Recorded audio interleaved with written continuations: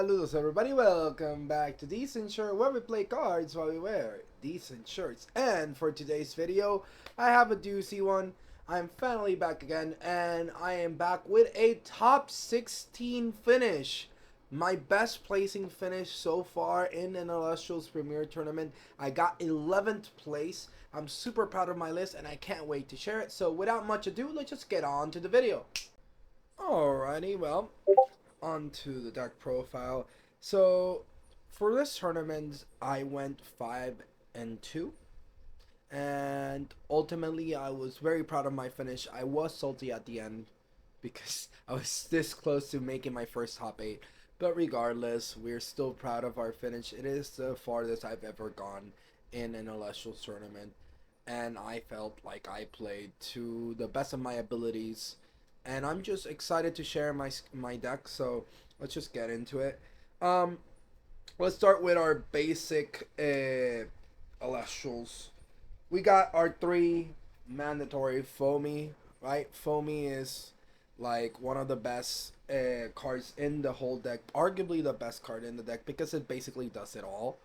It essentially says that you can discard it, search for any 2-drop water Elestral, or on cast you can search for Aphrodite, which you can then use to then search for another Foamy to go and search your other 2 costs. So really strong, very good. Used it throughout the whole tournament, and there's nothing to say about that. We did play 3 Aphros. Aphros is a really solid card. I loved playing it ever since it was revealed. Aphros looks like the new Viserys in a certain way, because it just swarms the field, and it just felt really good in general, right? Not only being able to have a 5 stat on the field, but also just having a way to special cast an Celestial that I could then ascend over. And to accompany my 3 Aphros, I did play 3 Magneros. Magneros also very strong, very good. It could on cast search for an Aphros or a Aphrodite Soulmate. I didn't play the Aphrodite Soulmate in this list. I did end up taking it off, but it definitely still felt really strong, because even a second Magneros would sometimes be met with a Gorgon's Gaze. So, alright. And to finish the like standard 1-drop package of Lochagon, we did play our 3 Tadpuffs, of course. Tadpuff, super important to this list. It allows you to go aggressive and push for games in many cases, because you are able to special cast it by just expending 1 Water Spirit. So these are the standard cards you would see in an Aphrodite.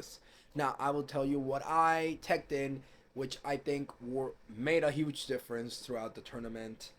I'll start with this one that shouldn't surprise as many people, but it often did surprise many people, and honestly, it won me so many matches. I would say that my run was in many part because of my MVP Galaxy from base set, not even the Champion of Poseidon, the base set Galaxy. And the reason for this is quite simple. Galaxy is able to go against a lot of the meta right now, and it was able to punish my opponents in many cases. It is a card that, in a similar way to the other Champion of Poseidon Galaxy, you're immune to Poison Tipped Arrow, at least for the attack step, right? But outside of that, it also turns your Elestrals into, right, their swaps, their stats. And you would think this is really bad, because obviously we are playing Aphros, but as long as you didn't play them together, it always felt like a really solid card. And even there were at times where I even felt good going with the Galaxy while the Aphros was properly enchanted and in the field, just on the fact that I could have like a Gorgons or some kind of rune that I could just proc the Galaxy in my opponent's turn and catch them off guard. In general, Galaxy felt like a really, really strong card. It would go against opposing Aphros and swap their stats, so that way I could beat over them. It also allowed me to facilitate some, in some cases, It allowed me to even out boards that I would normally have a lot of struggle with against a Lochagon that would have like plus 11 attack. I could just go Galaxea and turn that into a 6 attack, which would that would be a lot easier for me to beat over. And it just had a lot of applications. I felt really good about it. And it was, in many cases, the MVP of many of my matches. Now, for my other weird tech that I'm sure a lot of people are gonna like raise some eyebrows, and it's Peliquarius, Champion of Aphrodite. Peliquarius, Champion of Aphrodite, to me was a card that I felt like not enough people were exploring, and I know that the main reason is because of the Lochagon, right? You're using already your special cast, but regardless, this Peliquarius felt really good, especially because of the side deck where I could ascend into other stuff, and it felt like my 4th and 5th Tadpuff, to be honest. It really felt really good, and in many cases I would already feel my Lochagon getting the Gorgon's case, so going into Peliquarius would allow me to still go into there were some instances, I don't want to go too much into detail, but the fact is that Peliquarius would allow me to still put out plays that my opponent would still either have to respect or just not have a way to out it and just allow me to still go for my Lochagon. So now going into Lochagon, you would think that since I'm running 3 Tat buffs and 2 Peliquarius that are essentially my 4th and 5th Tat buff, that I would play maximum Lochagons. But in reality, I only play 2 Lochagons Champion of Aphrodites and 2 Lochagons from Frostfall. And the reason for this is quite simple. This deck is a lot slower, even though it does have all the makings of a standard Lochagon. This is not as a turbo list as many of the other lists that you might find, like Julian's list. It felt more like low to the ground and biding our time and just having a lot of resources and making sure that when I wanted to pop off, I would be able to do so. So that's why I played only 2 Aphrodites, a Lochagon, and 2 Lochagons. And that's basically my Elestrals suite for the main deck. Overall, this worked really good. I wouldn't change anything of this list. It felt really good in general. I did play 2 Aphrodites. This Aphrodite, I didn't feel like I needed the third one. Quite honestly, like 2 was just enough, and I always saw it when I needed it. And in general, I wouldn't say that I felt like I needed more than 2. I did play 3 Ambrosias because obviously Lochagon, you're a healing deck that pops, so might as well play the 3 Ambros. I did play 2 Nectar of Gods, and it felt really good throughout the whole tournament, especially because worst case scenario, these were the first 2 cards that I could just side out, and I would have easy access to whatever side deck cards, and I wouldn't have to think too much on it because I could just side out the Nectar of Gods. Now, for my last invoke, I did play 1 Earthquake, and just generally really good staple. And now for my counter runes, we did play 3 Gorgon's Gaze, 2 PTAs, 2 Pandora's Box, 2 Shields, and 2 Tsunamis. Yes, I did main deck Pandora's Box. I think that is kind of like the norm at this point because Lochagon is as prevalent as it is, and even some other decks, Pandora's Box just stops it. Like you can stop Hermes, which just won the tournament, so obviously very good. And basically every single deck that is currently meta really wants to search cards, so P-Box is really good there. I just wanted to have a general collection of counter runes that were good in multiple different scenarios, so that way I could be prepared for anything, and it worked out really well. So overall, I have no qualms about this main deck list. I will show you the spirit deck in a moment, but yeah, this is the list. Very strong, performed very well, honestly. There were times where I would even go Peliquarius water enchanted, and that would freak my opponents a lot. There was some instances, it was really fun. I gotta admit, like, there were a lot of different things with this list that I think a lot of people were not expecting, and it worked to my favor. Alright, so Onto my spirit list, I did play, I believe it was 14 water spirits. Let me confirm. 5, 6, 7, 8, 9, 10, 11, 12, 13, and 14. Yeah, 14 water spirits. This felt like a solid amount. I didn't feel like I needed more. Right, you just gotta spirit manage very well, regardless of what Lochagon play again you're playing. You are going to have to play very strategically. But overall, 14 felt like the right number. I did play two Lycras because I was playing Peliquarius, so might as well. And also in the side deck, you'll see that there were some implications for that Lycras as well. We did play two Saptors because we are playing Magneros and the Tutor Atlas for our Earthquakes. Alright, let's get on to our side deck. Again, I don't think that I would change anything from this uh, main deck list. At the very least, I felt like it all worked out very well. Um, let's go to our side deck. And our side deck is quite simple. We did play Resting on Your Laurels, right? We weren't playing a main deck, so might as well play it in our side deck. We did play two Atlantis, right? Atlantis felt really good in a lot of matchups, especially against Frost, because they really like having their stadium, and normally it doesn't go opposed. But being able to play the Atlantis actually saved me in a lot of matches. The fact that I could go Atlantis and now my Aphros were 6 attack or 5 attack without having to have the other one, or a Galaxy having 6 attack as well. There were a lot of different instances in which Atlantis came up, and I was really happy that I put it in the side deck ultimately. I did play two Spoil Fruit in my side deck, right, for the all those matchups that really want to heal a lot. Right, we did have Hermes likes to heal a lot with the new Aviolith. Obviously, Lochagon, even Thunder likes to heal a lot. So this felt really good. In general, I did play my third Tsunami in my side deck because if I felt like there was a matchup that they weren't likely to play Water Spirits, Tsunami just felt like my second best counter rune in the deck. I did play two Cryoblast with one Floor Mine. Cryoblast came up a couple times in the tournament. In general, it was really good against stuff like Spectres, against Fire Volcaries, all these type of things. Cryoblast worked really well.